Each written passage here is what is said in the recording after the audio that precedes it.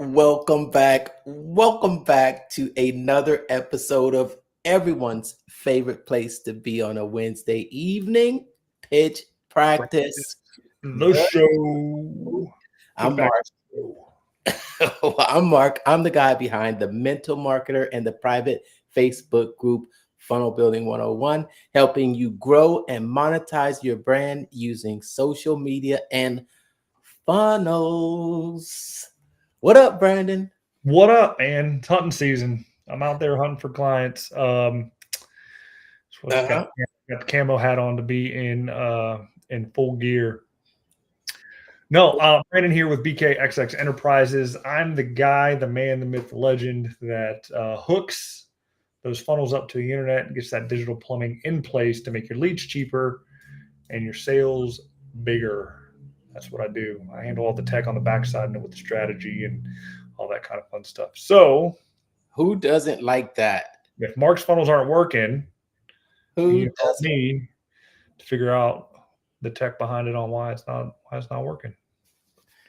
Who is that? What's up? If you're out there watching, give us hashtag where you're watching from. Oh man, so much has happened. Our topic today, ready to get into it. So exciting, so much. We got to talk about 1-star reviews and reputation management. But let's check in with you, Brandon. What's been something major happening out there in the world of business and marketing? Well, we were just talking about subscriptions. Yes, subscriptions are a big thing. You're mentioning that the FTC is cracking down on a lot of companies and how they are managing cancellations for subscriptions. I'm definitely going to take a deeper dive into that because I do have some auto pay subscription type services, or at least services that I do auto bill for. I don't send out monthly invoices and hope and pray they pay because if you're not auto billing and collecting that cash, it does make it very difficult to manage your money and run a business, especially if you are paying for other services that are auto charging you, right? It's tough to carry that float. So definitely take a look at that. If you do have any type of subscription service, check out the FTC's ruling on that and make sure you're compliant and are going to be following the rules if and when they do get passed, which I'm sure they're going to, because in this day and age, what isn't on a subscription, right? Yes. Hey, yes. You know what? I found an article online real quick that's going to summarize the new FTC guidelines regarding cancellations. Want to bring it up real quick, okay? All right. And it's an article here that I found. And I think this is probably just going to give us a good idea of. I was talking to you about it briefly, but this is really going to actually give us the real information on it, right? This is, and you can see what is this. You see when this article was written, basically today. Yeah. So that's just how quickly this is coming out. And what does this mean for subscription? Well, it was just announced, that's today, that they're finalizing a proposal known as Click to Cancel that requires companies to make it just as easy to cancel a subscription as it is to sign up for it. They're saying they get about 70 complaints a day about charges that are too difficult to cancel or the people did not realize they had signed up for to start with. So you know those subscriptions, right? The ones that are just constantly coming out of your account and you never really do you have subscriptions like that, Brandon? I do. Mostly streaming apps. And in fact, I actually tried to cancel Paramount Plus once. And I was like, oh, we'll give you a free month. And I was like, all right, F it. Got the free month and I still have the subscription. So, it's just one of those things. Like you try to cancel it and then they, lower you in, we'll discount a free month and you got it. And the same thing with Audible. I think I tried to cancel Audible account and it just put me on pause for like 60 days or something like that. And they started charging me again and getting credits. Now I got like 4 credits. I got to figure out what to burn on to get these books. But that's the funny thing about it, right?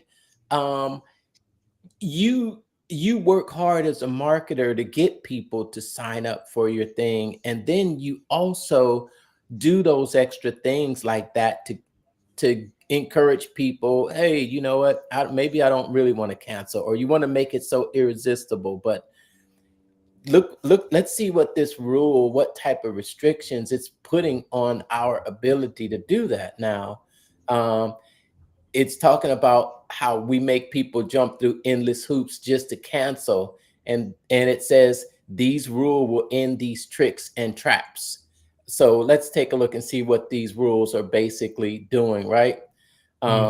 It's going to prevent sellers from misrepresenting any material fact, failing to clearly and conspicuously disclose material terms, failing to obtain a consumer's express consent to the negative option feature before charging the consumer, and failing to provide a simple mechanism to cancel the negative option feature and immediately halt charges. 180 days. That's when this is going to go into effect. Well, that kind of kills a lot of cancellation funnels that I know you can build into the back of Clickfunnels 2.0. But, then again, if you follow the rules, you can probably still save a client or two on the resale of the program. You can always drop them into a follow-up funnel sequence after they cancel to see if you can bring them back. That'd probably be the best way to do it, to follow the rules here with the one-click cancellation. Yeah, but it's kind of like that's what a funnel is. You don't want that. Well, how about this? Well, if you don't want that, well, how about this? Well, how about you pay for 6 months up front and we'll just bill you automatically. I think there's some payment processors, because when you're setting up these recurring payments, you can set them up. You do this through your payment processor, really. And I know that I haven't seen specifically, but I know that Stripe doesn't like certain industries. Correct. They don't like marketing, consulting, coaching, info products, digital products. Content. Yeah. Content. They don't like affiliate marketing. Nope. Because I think they recently shut down. Did you see people's accounts getting shut down?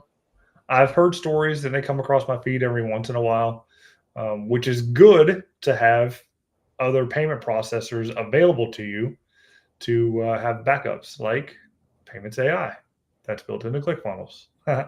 So, you have that. PayPal, you can run through PayPal.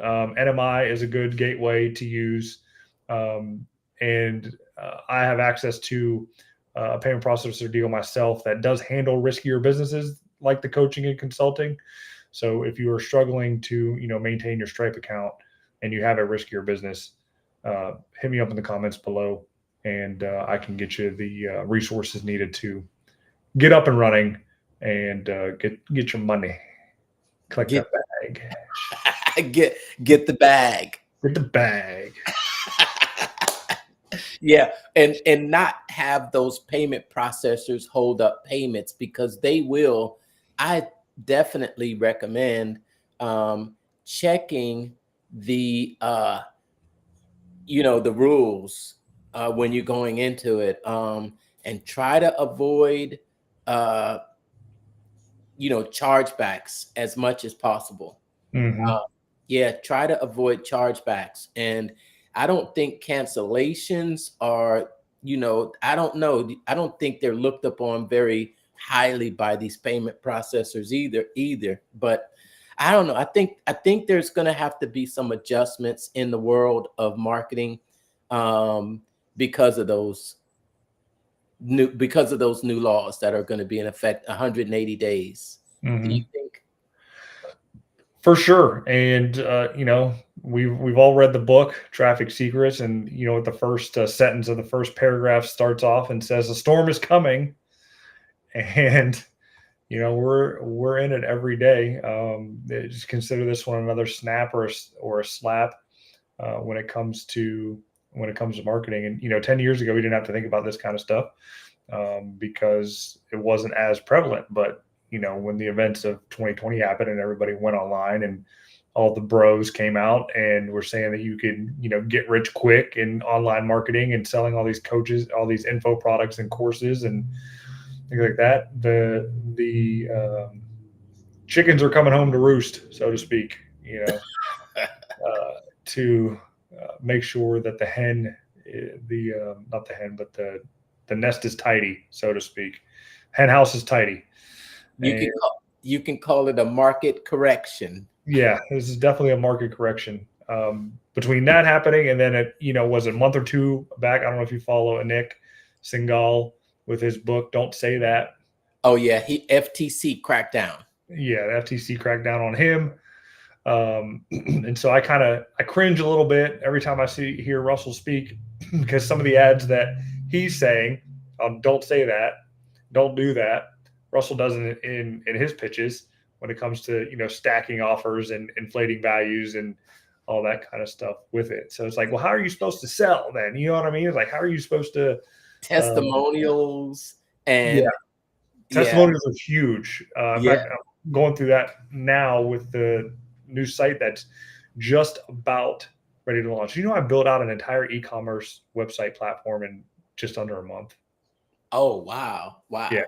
I don't know. I think we talked about last week, but yeah, I was looking at the time, like when I started it to when it's pretty much soft launch right now. It took me like a month. I mean, entire e-commerce deal. But anyway,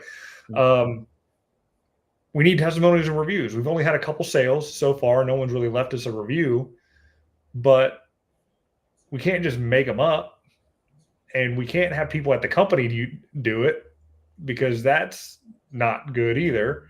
So what do we do? And you can't solicit for them, can't sell them or buy them. I mean, can't buy reviews. So we're just kind of stuck, man. It's no fun marketing right now.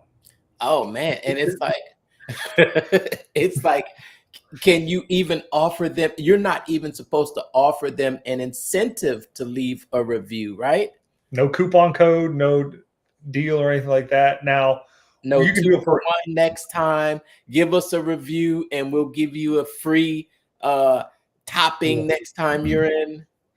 Nope, can't do that. But you can do that for surveys because I get Chick-fil-A surveys all the time. To take the survey, get a free chicken sandwich.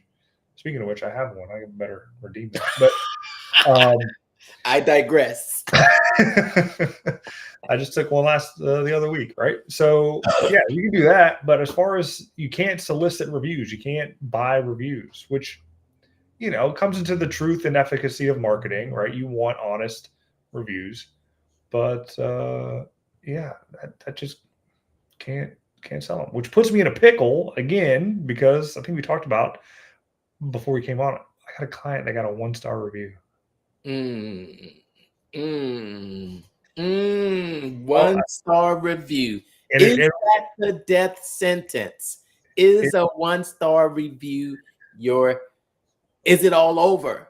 It can be, especially if you don't respond to it, which it's been 2 days since I saw the review come across, and he's not on my reputation management program. So there really isn't much for me to do. I mean, I'm not going to overstep bounds for what I'm contracted to do for him. He just has website hosting.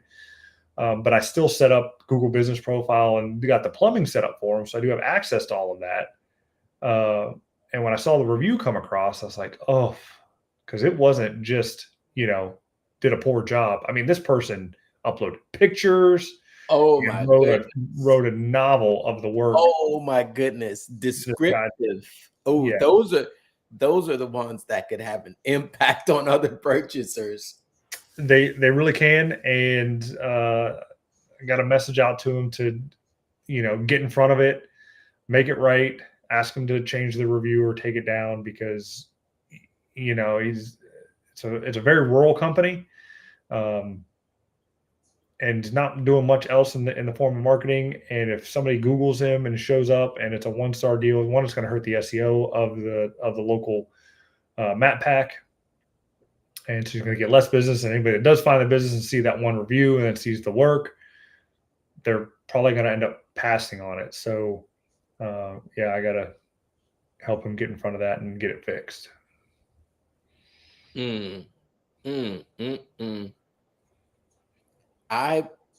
I have written a few 1-star reviews myself.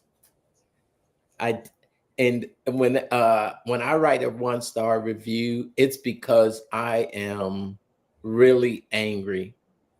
That's the emotion I'm feeling. And not only that, but I want the company to feel my pain. Mm-hmm. I want to throw a punch at them and it affect them in some way. I say that if my review causes one person not to do business, then I've done my job. It's pretty vindictive, man. I mean, these are people's lives we're talking about here. All right. These are people's jobs that you're putting on the line with your 1-star reviews, trying to get a company shut down, cause more unemployment, and crash the local economy. Well, no. Don't be so dramatic. Don't be so dramatic. Oh my gosh. And then the world came crashing down because the company lost $500 maybe from one customer. Okay. Okay, all right. But I feel like they should be held accountable. They should. And I'm not going to give a 1-star review unless they've done something very egregious. It's not, I can shrug off, or shrug off minor inconveniences. I'll tell you, I'm going to share with you one of the last reviews that I gave. Okay. And it was, I was coming back from the airport and I had to I parked my car at one of those airport parking, and it was the shuttle. And I think I arrived late in I think I arrived in like the afternoon on a Sunday, and I got there and I waited an extremely long time, and I saw bus after bus come for another parking lot that they have. And after waiting like an hour for the shuttle to come, it was full and I couldn't get on. And then I had to wait again. And then they let 2 people on and I was the 3rd person. So I didn't give a 1-star review, but I did voice my opinion, and I did it in a constructive way. And I said to them, I said, I would suggest you have more shuttles going to the other location. And you know what? I think it was a week later and they responded. They responded and they responded in a positive manner. They said that thank you for your observations. We will take that into consideration. Maybe they will, maybe they won't, but I'd do business with them again. Mm-hmm. You can get in front of it, right? Yeah, and that's the key. Responding to the review, no matter how good or bad they are, can really turn the situation. Because even though the person is mad and angry right now, they're just looking for somebody to vent to. If they don't know how to get a hold of your customer service team for support, or they want to just bring everybody down into the world because misery loves company, they're going to leave a bad review. You're more often than not going to get a bad review than you are going to get a good review. Yes, already. Because if people are happy, they got other things on their mind to worry about and just move on with life. But people are angry, they want to hurt you just as much as you have hurt them. And as you were looking up that last review, I was taking a look at a couple of last reviews that I had left, at least on one of my Maps profiles. And the lowest that I have given on this profile, I have more than one, was 3 stars. And that's against 2. One was a local Dunkin' shop that had just opened up. They were freaking slower in molasses. I think I sat in the drive-thru for like 35 minutes before I even got to give my order. And then after I gave the order, it was another 15 to 20. I just pulled out of line. And then you are mean. Oh yeah, like I ordered something and I just drove away. You drove away. It was taking like, it's a $3 coffee. It cost them $1 to make. I'm not worried about it. The other one was for a Rally's. I got a combo, a little $5 combo deal. Burger was terrible. If chickens were microwaved cold and fries were the only halfway decent thing. So those are 3 stars. But on another profile, I actually left a 1-star review because I was at a restaurant. Mm-hmm. And we had some extra dining guests. Oh, yeah. Dining. Oh, did they come from underneath the table? Yeah. Oh. Underneath the table, across table. My kid caught it. And I was like, you got to be kidding me. He caught it. Yeah. Oh my goodness. Needless to say, that location is no longer operating right now, and they are shut. They are shut down. And I'm surprised with all the complaints out there and the reviews that were on there were talking about how messy and dirty and stuff that restaurant was. That people actually ate there. I mean, I went there every once in a while. I frequented another location that was fantastic, but this one was just bad. But yeah, so you have that. Most of my reviews are good. 5 stars, I'll leave them. Yeah, and all that kind of stuff. But you got time for reviews. Who has time for reviews? I'll tell you that my Google profile, I'm like a 5-star reviewer. My reviews have generated over 10 million views. Nice. I'm a level 4 on my professional account. On my other account, we'll see here. So I know that when you're a higher level, reviewer, I think you get a little bit more credibility in your reviews. I mean, and you know what? I will leave positive reviews. I was in we stayed at a hotel we stayed at this little inn on the marina when I was in Oakland a couple weekends ago. And oh man, once we arrived there, I checked in first. I told the front desk, hey, I've got a couple more family members coming in. Can you put us close? I gave them their names. As soon as they came in, our rooms were right next to each other. They had warm cookies at the desk every evening. Oh, that's dangerous, Brandon. Otis Spunkmeyer cookies. I love Otis Spunkmeyer. That was the jam in school, man. They were warm. It was, oh man, I went on and the staff was great. They would always greet our entire group. We had about maybe 4, 8, 12, 16 of us there. And I really had a great experience. I was sure to go on and give them a 5-star review. I do give out 5-star reviews, definitely. Nice. And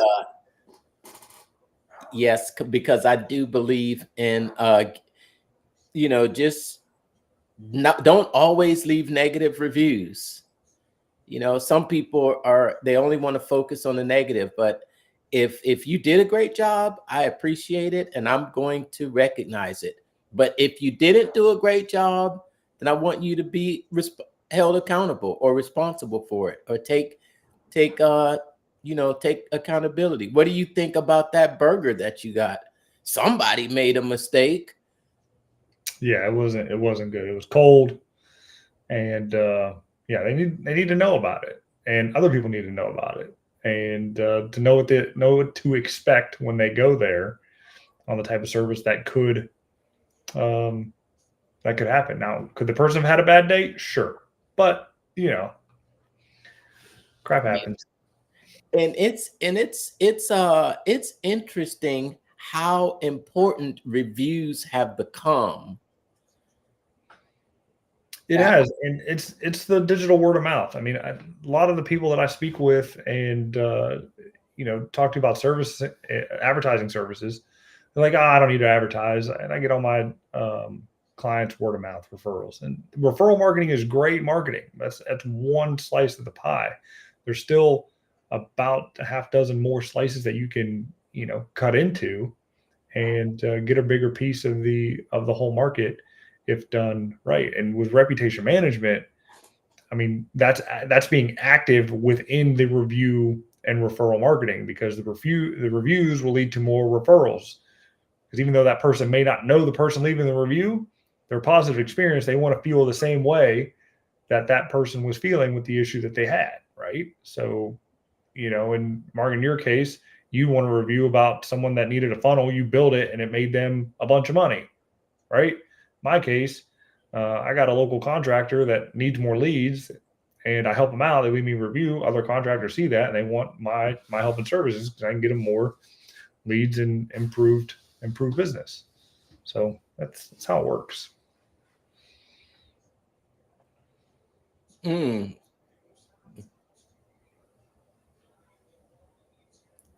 That is so.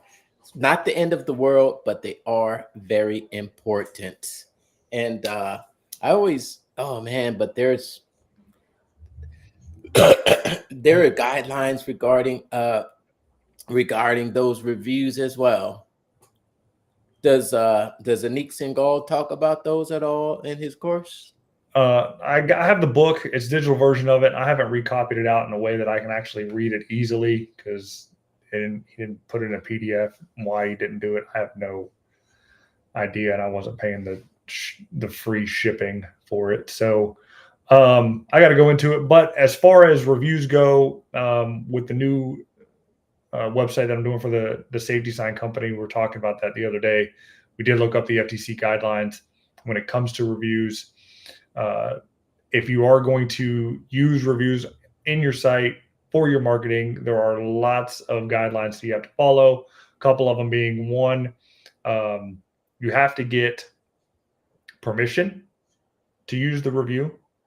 You can't just copy and screenshot a Facebook or Google review and put it on your site. That's not compliant. Crazy, I know, because everybody does it. Yeah, just flip it and then use other people's. If you're going to do that, hide that person's face or hide that person's name, because well, I'm just saying, like, even for your company, right? So if you're affiliating with another company and you use those reviews in your deal, that's even a bigger no-no, right? But even for your company, you want to add credibility to it, but it's screenshotting reviews is against the deal. Or use an avatar. Don't put that person out there. Yeah, and then you have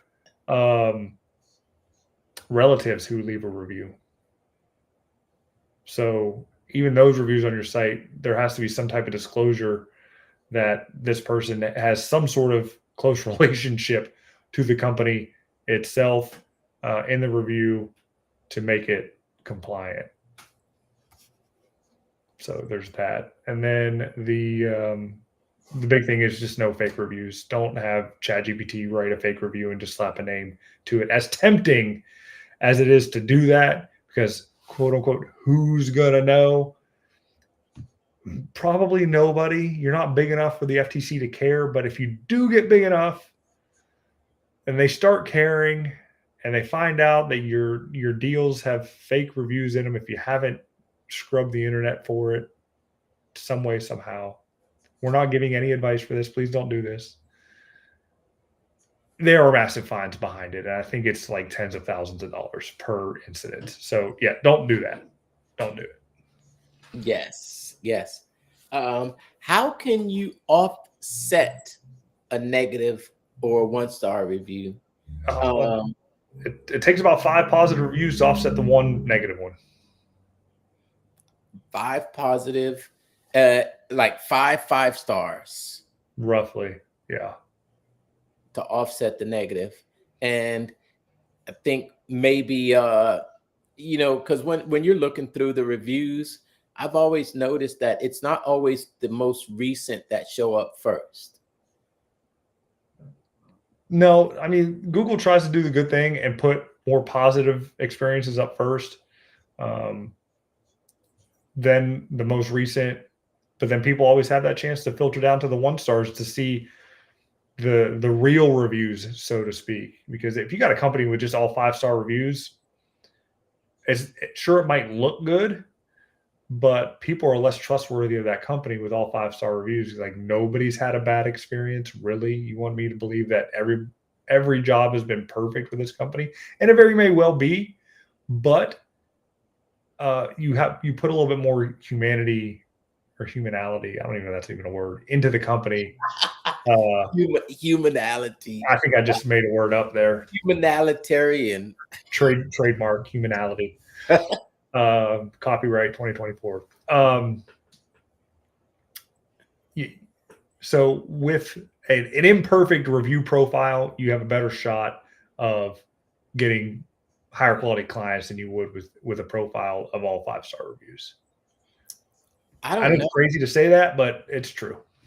I'm a 5-star rated Uber rider. 5 stars. I've only gotten 5 stars. So you're a 5-star passenger? Except that time when we were in Florida, but that wasn't my Uber driver. Okay. Were you with us that night? You weren't with us that night, were you? I didn't Uber anything in Florida. I had my own car. Oh yeah, I mean, I'm thinking about the first night of Funnel Hacking Live at Ross Jeffries. You were at Ross Jeffries' party, right? We were both there, right? Yep. And then afterwards we got into someone's convertible. That wasn't me. I wasn't there. I rode the limos to and from. That's right. We ended up getting in someone's car and we were driving down the street in the convertible, but it wasn't an Uber rider, but yeah, that night that was the night of the the infamous networking party. Yeah, networking party. You think he'll have it again this year?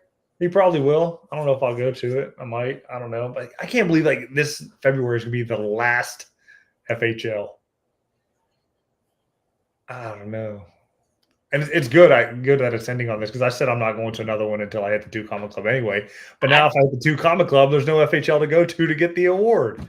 I don't know. You know how there's always that little scarcity that he wants to throw out there. This is the last time I'm doing this. This is the last. This is the last.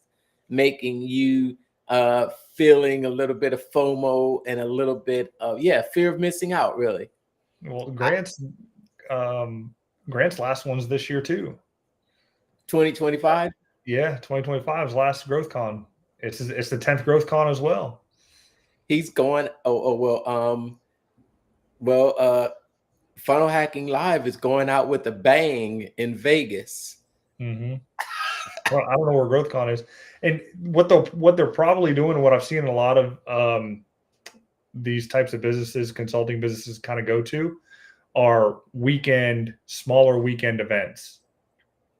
3 days, 5 days over the weekend. So you got acquisition.com, Hormozy's deal.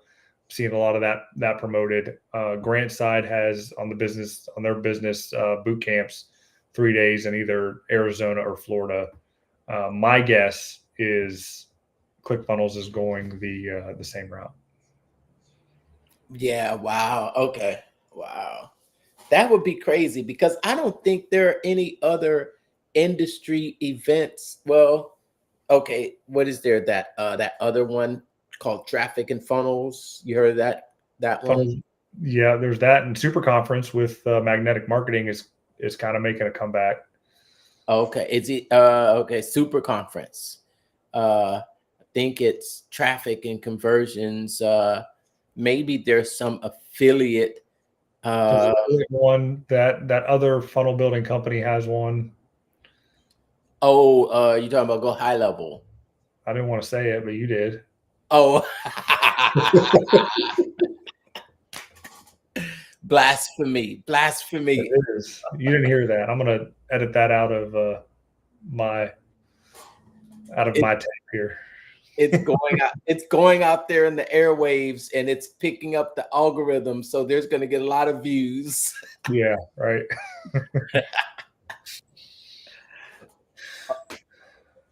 Oh, you mean that summit? Yeah.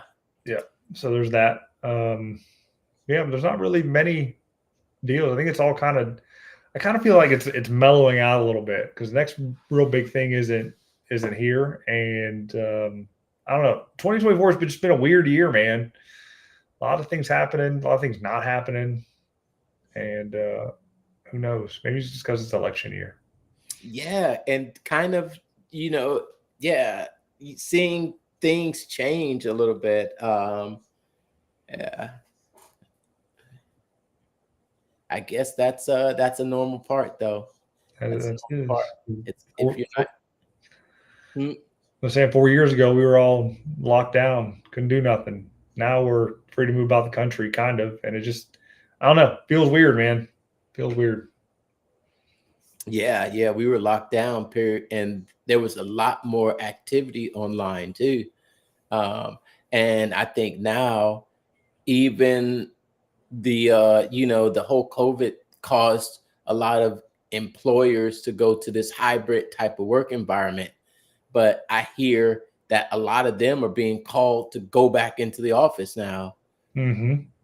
Yeah, that changed a lot of things too, because I guess we started to realize that we could do the same job from anywhere, pretty much. Technically, right?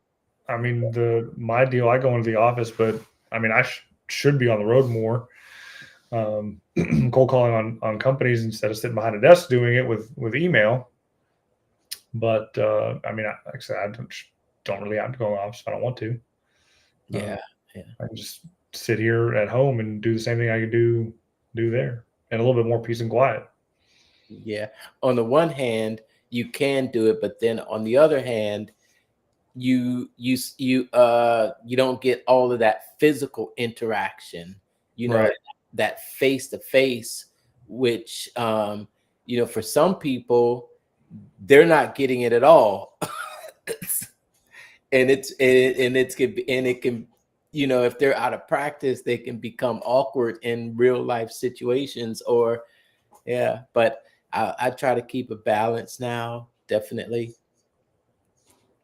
get some fresh air. For sure. There's only so many screens you can look at in a day anyway, so it's good to get out from behind the camera. So the other latest big news in the realm of marketing, I guess if you want to call it marketing, it's definitely marketing. It's PR that's going out there. There's this little company called SpaceX that just did a pretty amazing feat. They caught like a 20-story building with a pair of chopsticks, I heard. Literally. Yeah. I think 20 stories is kind of big. I mean, I don't know how big the booster is on Starship, but yeah, to have that come down, and everybody's talking about it now, right? I mean, even we're talking about it right now, but I don't know how many reels I've seen of people, taking that clip of having that booster come down and get caught on the launch platform. That's amazing, because it's funny you say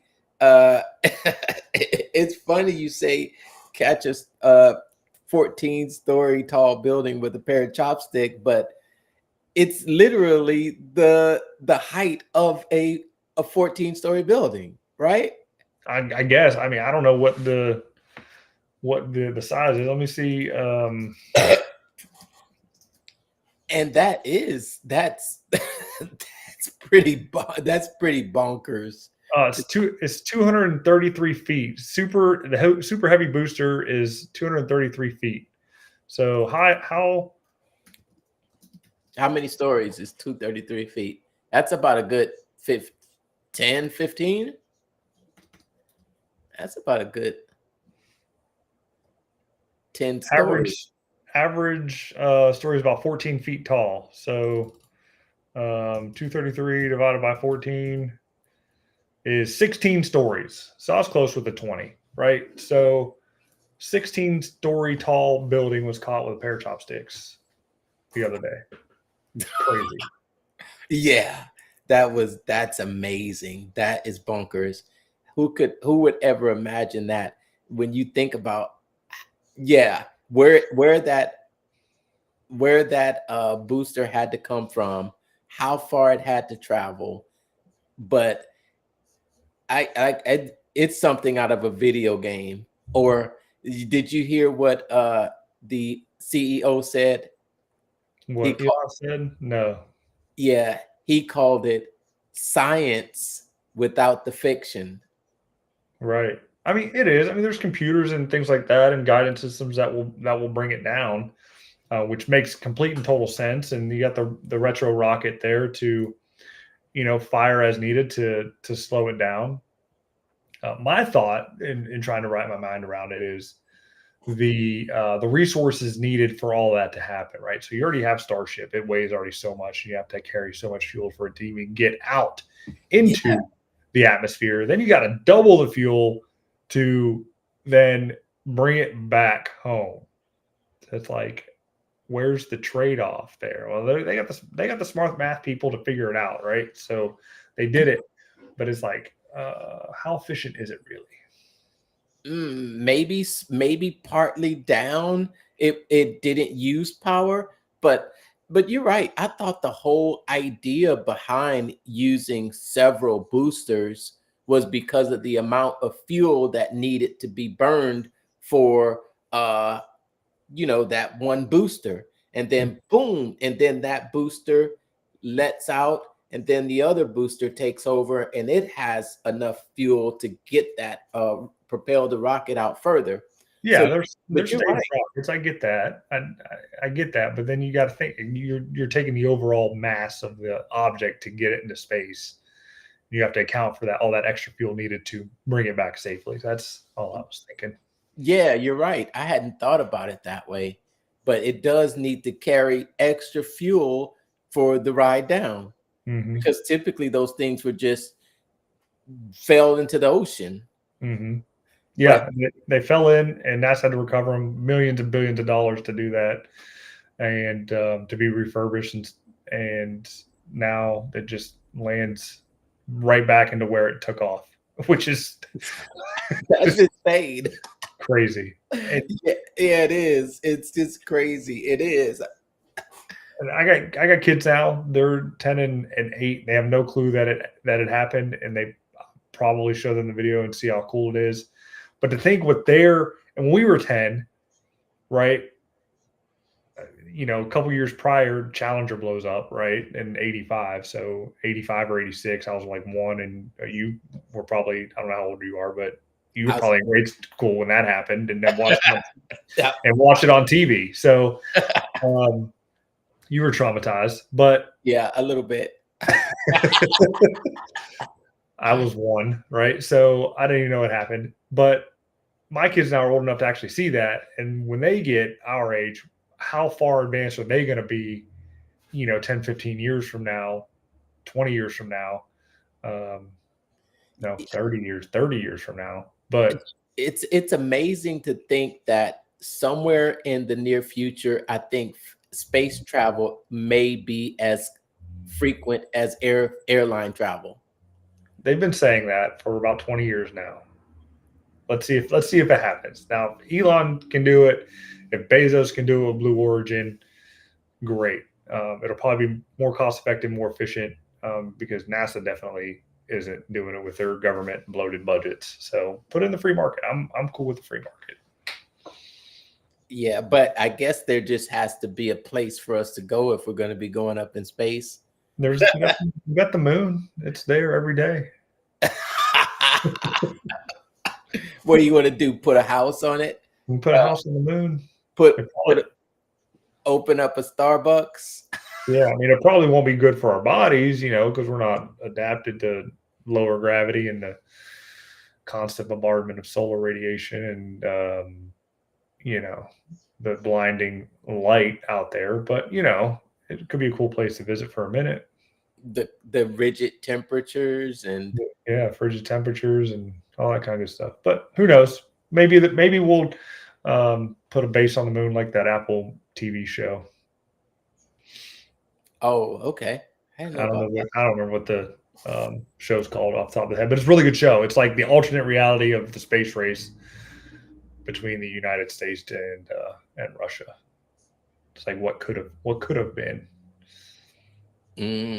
Cool. Anyway. All right. I know you're watching out there. Great to see you. Thanks for tuning in. I've got to go watch your live too. I know you're going on live tonight, but no, a friend of mine that started doing a live video with a group of other people. Appreciate you, Brian. Someone says they've got some notes there for you. You want to put it on the screen? Yeah, I've got some notes. You want to put that on the screen? Hold on. Who is that? We can't. We got to shout him out though. That's my buddy Brian. This guy was 10 feet tall. He's my RA in college, and he's a good guy. Appreciate him. All right, throw a shout out there to Brian. What's up, Brian? Thanks for tuning in today.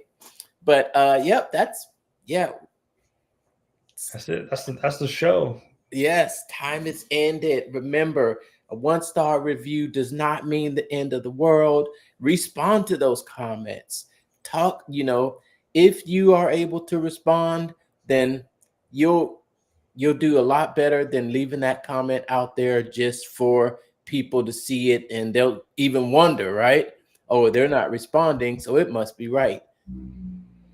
Absolutely, 100%. If you need help with that, I'm here for you. I have a bulletproof program that will, one, solicit the review for you, help you respond to the reviews with curated prompts powered by none other than artificial intelligence, because it's out there everywhere. Better embrace it now and use it to your advantage. And they're actually really good responses, and it's all done for you. So no thinking about it, right? So there you go. We have it. Reach out in the comments, Reputation Management, if you want to learn more. Yes. And we'll see you again next time.